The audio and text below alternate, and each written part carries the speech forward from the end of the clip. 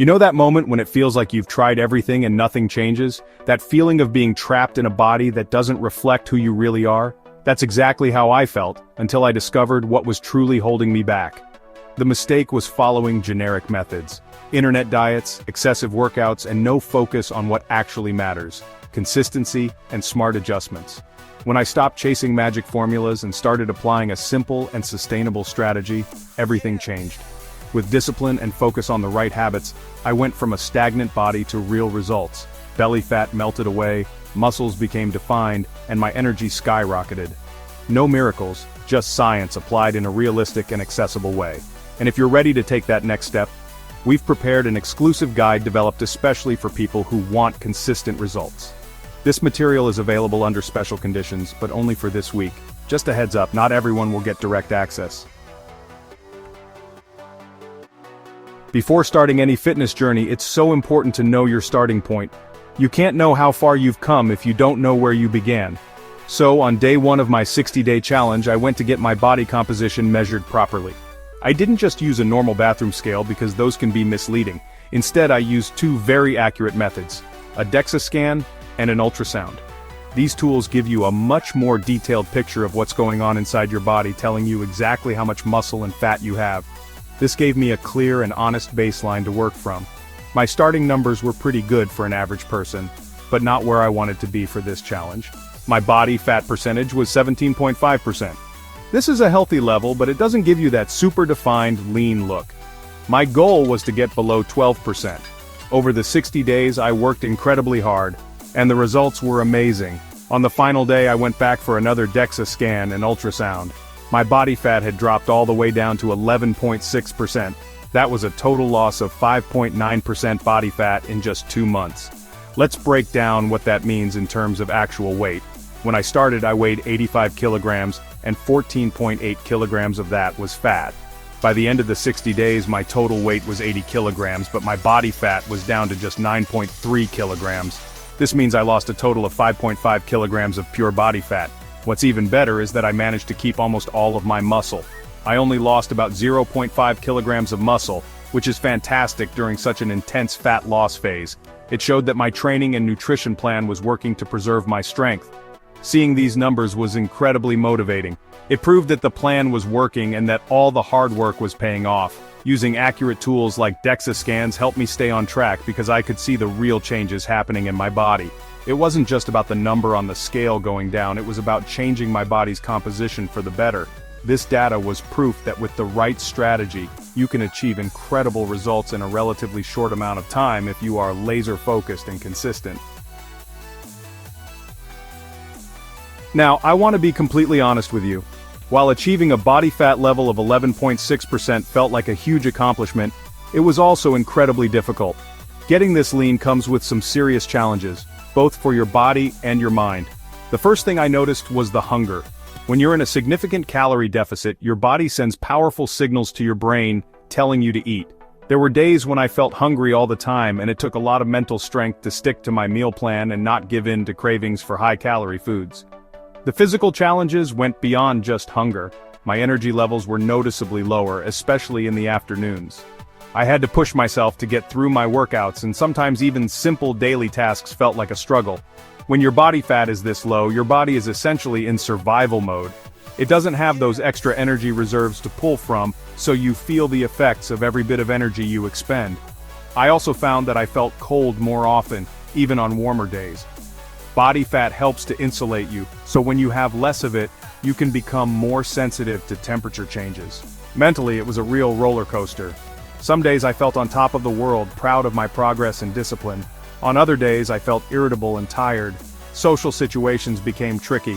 I couldn't just go out for a spontaneous meal with friends or family. Every meal had to be planned and tracked, which can feel quite isolating. This is a side of getting super lean that you don't often see on social media. It requires a level of focus that can sometimes take away from other parts of your life.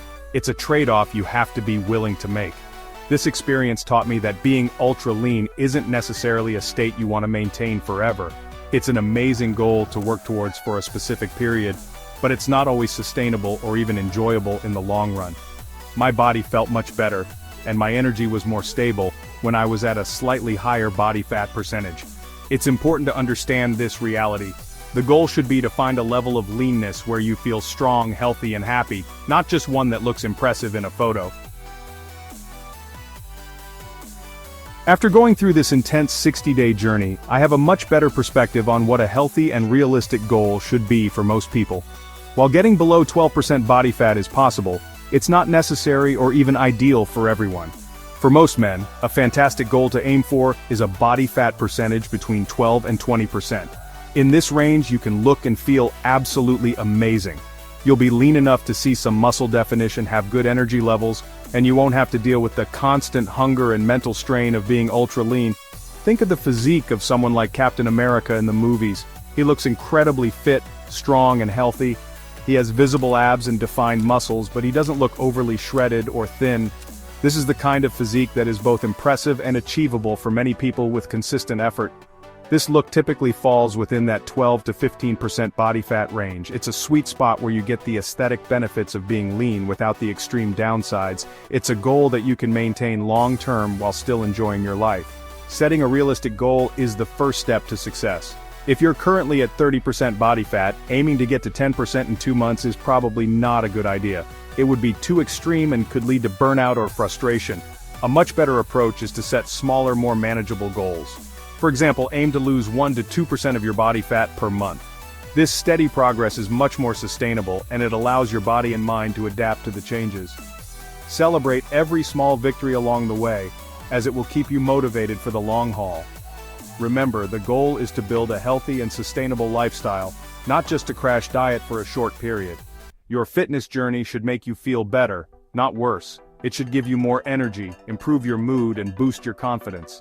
By aiming for a realistic body fat percentage, you can achieve a fantastic physique that you can be proud of, and most importantly, one that you can maintain. Don't compare yourself to fitness models on magazine covers. Focus on becoming the best version of yourself. Honestly, the most important part of my transformation was, without a doubt, my diet. You know, you can train as hard as you want, but if your nutrition isn't right, you just won't lose fat. My strategy was based on a simple but effective principle. I started with a big calorie deficit to kickstart the fat loss, and then I gradually increased my calories to make the diet easier to stick to. This approach, I gotta say, worked wonders for me. In the first week, I was very aggressive and cut my calories down to about 1,700 per day. This was tough, but it gave me a big initial drop in weight and fat, which was honestly incredibly motivating. After that first week, I knew that staying on such low calories just wasn't sustainable. It would have drained my energy and made my workouts suffer. So, from the second week onwards, I increased my calories to around 2,000 per day. This was still a deficit, meaning I was burning more energy than I was consuming, but it was much more manageable. I felt more energetic, less hungry, and I was still losing fat at a steady pace. This psychological trick of giving myself more food after the first week made the whole process feel easier. The key to this diet was focusing on protein. I made sure that every meal was high in protein, aiming for about 180 grams per day. Protein is amazing for fat loss because it helps you feel full and satisfied, which really reduces cravings. It also helps to preserve your muscle mass while you're in a calorie deficit, which is crucial. To keep my calories in check while eating enough protein, I had to cut back on my intake of carbohydrates and fats. I didn't eliminate them completely, but I was very mindful of my portions. This diet required careful planning and preparation. I didn't leave my meals to chance. I planned what I was going to eat for the entire week and often prepared my meals in advance. This meant I always had a healthy, high-protein meal ready to go, which stopped me from reaching for unhealthy snacks when I was hungry. A typical day might include eggs for breakfast, a large chicken salad for lunch, a protein shake after my workout, and fish with vegetables for dinner. It was simple, but honestly, it was effective. To make my diet work, I had to get clever with my food choices. I used a simple strategy of making smart food swaps to lower my calorie intake without feeling like I was starving. For example, instead of using regular minced beef, which can be high in fat, I switched to 5% fat, lean minced beef. This one small change saved me a lot of calories and fat over the week. Another easy swap was changing from regular cooking oil to a low-calorie cooking spray. These little adjustments all add up and make a big difference to your total daily calorie intake. Vegetables became my best friend during this challenge. They are incredibly low in calories but high in volume, fiber, and nutrients. I made sure to fill half of my plate with vegetables at every meal. This helped me feel full and satisfied even though my overall calorie intake was lower. I ate tons of broccoli, spinach, bell peppers, and cauliflower. A great trick I used was to swap things like rice or pasta for cauliflower rice or courgette noodles. This allowed me to enjoy familiar types of meals but with a fraction of the calories and carbs. Of course, being this strict for 60 days straight would be mentally draining. That's why I included controlled treat meals on the weekends. On Saturday and Sunday I allowed myself one meal where I could eat something I was craving, like a burger or a pizza. This wasn't a free-for-all binge. I still kept the portion size reasonable. These treat meals were so important for my mental health. They gave me something to look forward to and made me feel like I wasn't completely depriving myself. It made sticking to the diet during the week much easier. These treat meals also have a potential physical benefit. After being in a calorie deficit for a week, having a higher calorie meal can give your metabolism a little boost. It can also help to replenish your glycogen stores, which are the energy reserves in your muscles, giving you more power for your workouts in the following week. The key is control. It's a planned treat meal, not a cheat day where you eat junk food from morning to night. This balanced approach made the entire diet sustainable and, dare I say, even enjoyable at times. While diet was the king of my fat loss journey, training was the queen. My workout plan was designed to do two things: preserve as much muscle as possible and burn calories. I trained 5 days a week, focusing on resistance training with weights. My approach was a bit different from what many people do. Instead of training every muscle group with the same intensity, I prioritized my weaker muscle groups. For me, this was my chest and shoulders. I trained these muscles with more exercises and higher volume to encourage them to grow. On the other hand, I have naturally strong legs, so, for my leg workouts, I reduced the volume. I still trained them hard, but I did fewer exercises and sets. This strategy is called specialization. It allows you to direct your body's limited recovery resources to the areas that need them the most. By doing this, I was able to not only maintain muscle in my weaker areas, but actually see some small improvements, which is very difficult to do when you're in a calorie deficit. It's a smart way to train to build a more balanced and proportional physique. My weekly workout split looked something like this. Monday was chest and shoulders, Tuesday was back and biceps, Wednesday was a rest day, Thursday I would hit chest and shoulders again, Friday was for legs, and Saturday was for arms. Each session lasted about an hour. I focused on compound exercises like bench presses, pull-ups, and squats because they work multiple muscle groups at once and are great for building overall strength. I made sure to track my workouts, trying to lift a little heavier or do one more rep each week to keep challenging my muscles. The results of this training plan were clear in my final measurements. As I mentioned, I lost 5.5 kilograms of fat but only half a kilogram of muscle. This is an incredible result and shows how effective resistance training is for body recomposition. If I had only focused on diet and cardio, I would have likely lost a lot more muscle mass, resulting in a skinny fat look.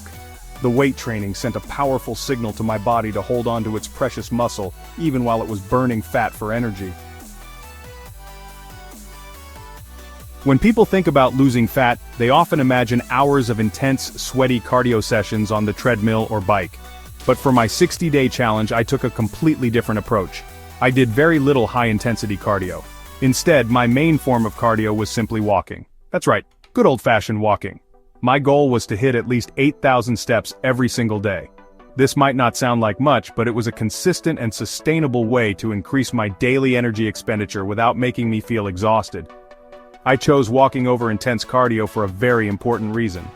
High-intensity interval training or long runs can be very stressful on the body, especially when you're already in a calorie deficit. It can increase your cortisol levels, the stress hormone, which can actually make it harder to lose fat, particularly around your stomach. It can also increase your appetite, making it more difficult to stick to your diet.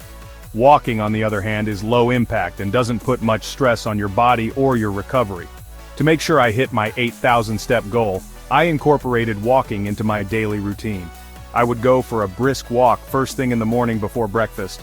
I would take phone calls while walking around my office. I would park my car further away from the supermarket entrance.